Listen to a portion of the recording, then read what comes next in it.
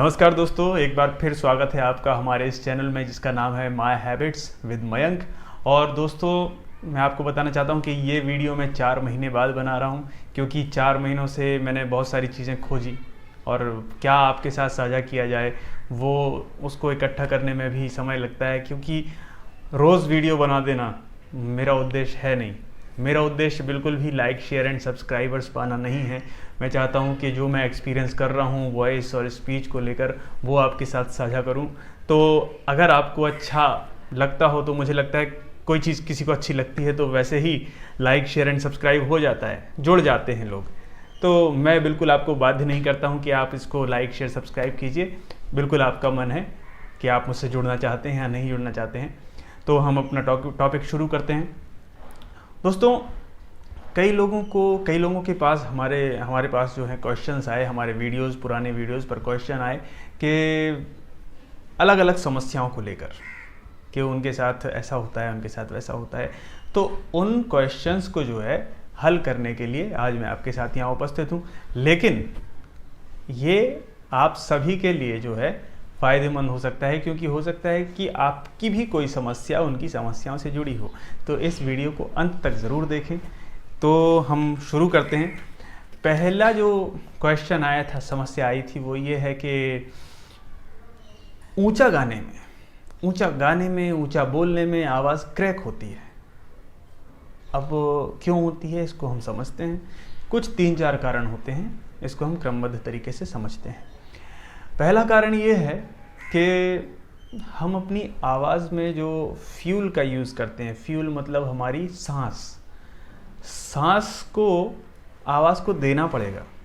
जब भी हम ऊपर जाते हैं तो आवाज़ को लगातार सांस देनी पड़ेगी ताकि उसमें फ्यूल मिलता रहे।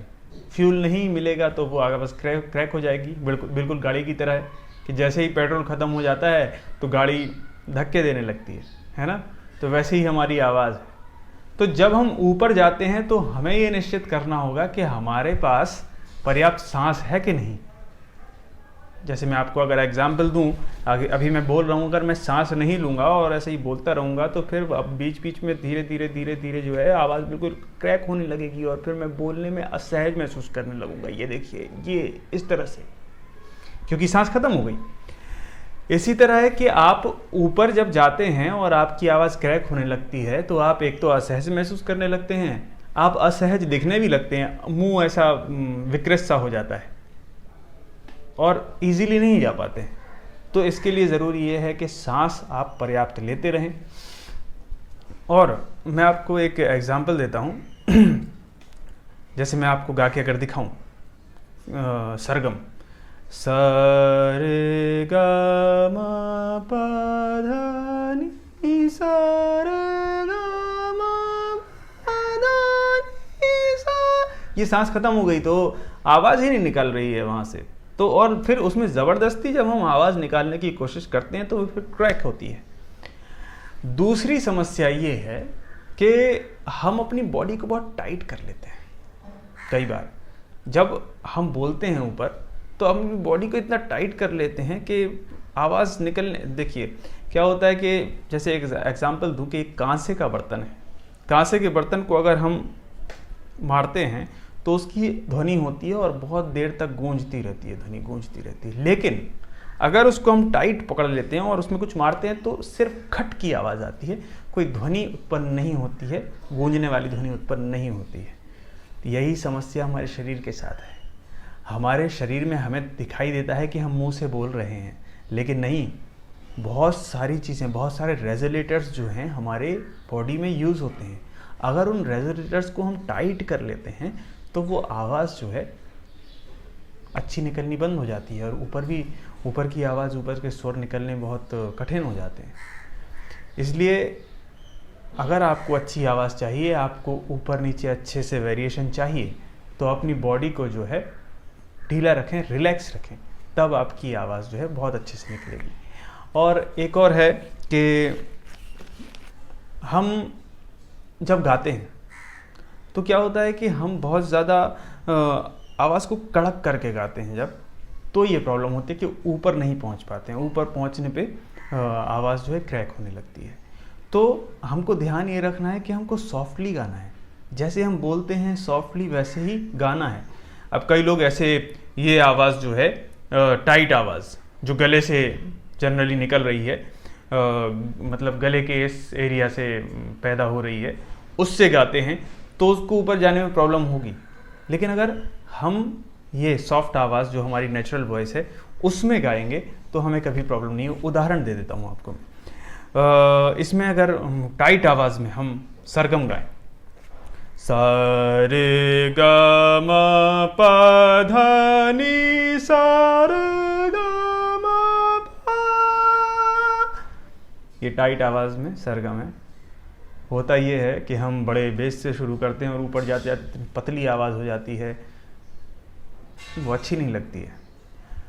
अब मैं आपको बताता हूँ कि सॉफ्ट आवाज़ में क्या जादू है।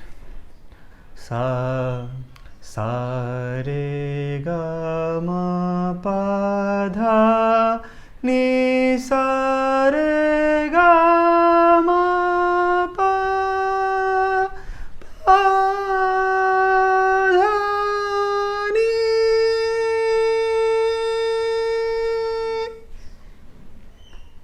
दूसरे शब्द तक के नी तक भी पहुंच गया। तो ये है जादू सॉफ्ट गाने का। उसमें होता क्या है कि टाइटनेस चली जाती है, ये भी एक तरह की टाइटनेस है। इसलिए ये कुछ रीज़न हैं जिनकी वजह से हमारी आवाज़ जो है क्रैक होती है। अगर आप इनको करके देखिए, अगर आपको फ़ायदा मालूम होता है तो प्लीज़ मुझसे शेयर कीजिए, और अगर फिर भी अड़चन आती है तो भी मुझसे शेयर कीजिए। मैं आपको आपके इस समस्या को सुलझाने का प्रयास बिल्कुल करूँगा। दूसरी बात यह है कि कुछ लोग बोलते हैं कि बोलते समय मुँह में पानी आता है।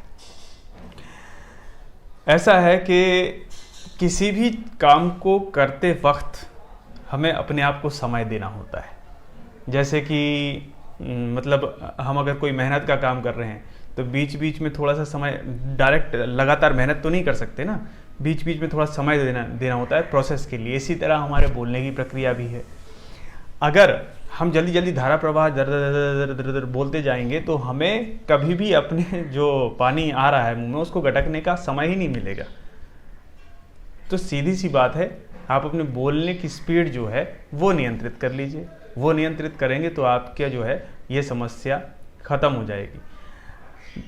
धीरे धीरे बोलें, सॉफ्ट बोलें, उससे ये होगा कि आपके जो शब्द हैं वो स्पष्ट सुनाई देंगे, कहीं भी अड़चन पैदा नहीं होगी सुनने वालों को, क्योंकि आपका मुंह से निकला हुआ एक एक शब्द जो है वो कीमती है।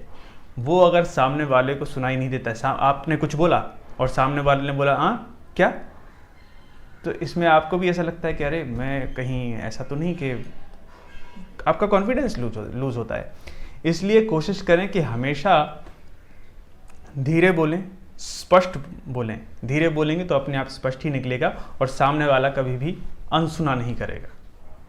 आपकी शब्दों की कीमत है, उसको पहचानिए। इसलिए जिनके भी मुंह से पानी आता है बोलते वक्त, उनको अपनी गति को नियंत्रित करने की बहुत आवश्यकता है। तीसरी समस्या ये है कि तोतलापन के ऊपर मैंने एक अलग से वीडियो बनाया हुआ है, क्योंकि ये एक बड़ी समस्या है और इस पर थोड़ा सा ज़्यादा बताना ज़रूरी है। इसलिए मैं तोतलेपन के लिए एक नया वीडियो बना रहा हूँ। बहुत जल्दी वो भी YouTube पर आ जाएगा, तो उसको भी अवश्य देखें। और मुझे लगता है कि इन दो तीन समस्याएं जो हमने अभी डिस्कस की, उनसे आपका बहुत निराकरण हुआ होगा। अगर और भी कोई समस्या है तो प्लीज़ मेरे कमेंट बॉक्स में लिखें। मैं उन पर एक्सपेरिमेंट करके या फिर मैंने कभी अनुभव की है तो उस पर मैं बात ज़रूर करूँगा और आपकी समस्या का निराकरण करने की पूरी कोशिश करूँगा। ये मेरा वादा है। अगले वीडियो के साथ एक नए टॉपिक के साथ फिर मिलेंगे। तब तक के लिए नमस्कार।